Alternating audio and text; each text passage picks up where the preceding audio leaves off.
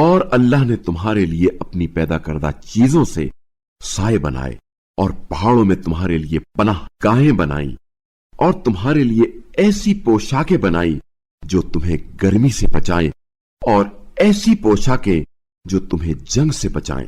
اس طرح اللہ تم پر اپنی نعمتیں پوری کرتا ہے، شاید تم فرما بردار بن جاؤ۔ پھر اگر یہ لوگ منہ موڑتے ہیں تو اے رسول صلی اللہ علیہ وآلہ وسلم، آپ کی ذمہ داری تو صرف واضح انداز میں تبلیغ کرنا ہے۔ یہ لوگ اللہ کی نعمت کو پہچان لیتے ہیں پھر اس کا انکار کرتے ہیں، اور ان میں سے اکثر تو کافر ہیں۔ اور اس روز ہم ہر امت میں سے ایک گواہ اٹھائیں گے، پھر کافروں کو نہ تو اجازت دی جائے گی اور نہ ہی ان سے اپنے عتاب کو دور کرنے کے لیے کہا جائے گا۔ اور جب ظالم لوگ عذاب کو دیکھ لیں گے تو نہ ان کے عذاب میں تخفیف ہوگی اور نہ ہی انہیں مہلت دی جائے گی۔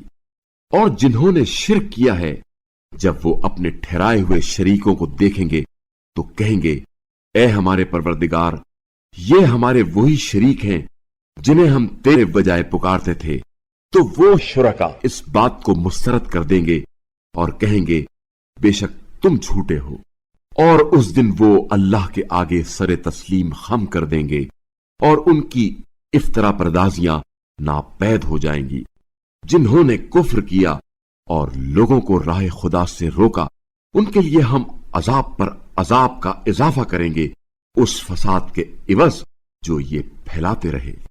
اور انہیں اس دن سے آگاہ کیجئے جس روز ہم ہر امت میں سے ایک ایک گواہ خود انہی میں سے اٹھائیں گے، اور آپ صلی اللہ علیہ وآلہ وسلم کو ان لوگوں پر گواہ بنا کر لے آئیں گے۔ اور ہم نے آپ صلی اللہ علیہ وآلہ وسلم پر یہ کتاب ہر چیز کو بڑی وضاحت سے بیان کرنے والی اور مسلمانوں کے لیے ہدایت اور رحمت اور بشارت بنا کر نازل کی ہے۔